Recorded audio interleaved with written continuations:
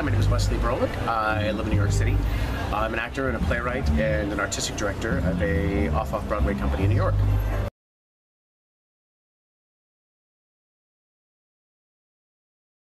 I think it's great. I think a low residency program is great, particularly for writers because you need time to write.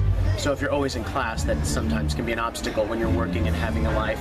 But the fact that you can come together for such an intensive time and put up a bunch of plays and perform in this festival and get feedback that they can bring everybody to you, that's great. And do it in a safe environment where we're here to help you guys be better.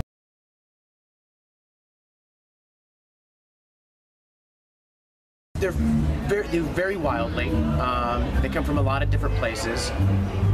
What's interesting is reading student work, where you can tell they're students, and you can see where they're still learning, which is not a bad thing, because then we can zero in on feedback and go, oh, you should do this, this, this. It's much easier to give feedback to a student than a working professional who's like, how dare you say that about my play? I can give a note and they'll be like, oh, that's great, totally, completely. I never thought of it that way. So it's a really great process you have going on here.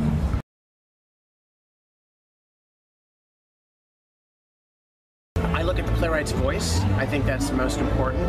And I also always look for what story are we telling. Because ultimately, as theater makers, we're all storytellers.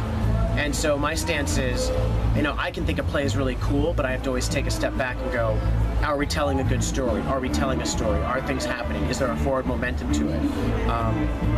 And that's the first thing I look for, is what story are we telling?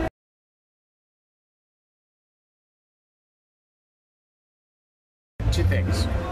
I believe in the 10,000 hour theory, which is it takes 10,000 hours to become a master at something.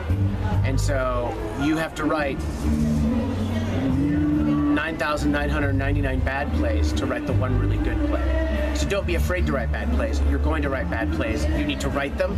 And then eventually, every 5 or 6 bad plays, out comes a really great play. And it's okay to recycle ideas and pull things apart, but you got to keep writing and also self-produce, because you learn so much from production, even more so than a reading. Every time I've had a play of mine go up, I always go through that panic attack mode when we go into previews, and I rewrite and cut like a crazy person, because that's when you're really seeing the play for the first time as an audience is going to see it, and that's what's important. I tell my stories to share it with an audience so they have catharsis or change or take something away from it. And so that first time in previews is always when I see it through the audience's eyes. And so that's why I say, put it up in a storefront, put it up in a basement, do whatever you can to get your plays up, because you'll learn so much about your play.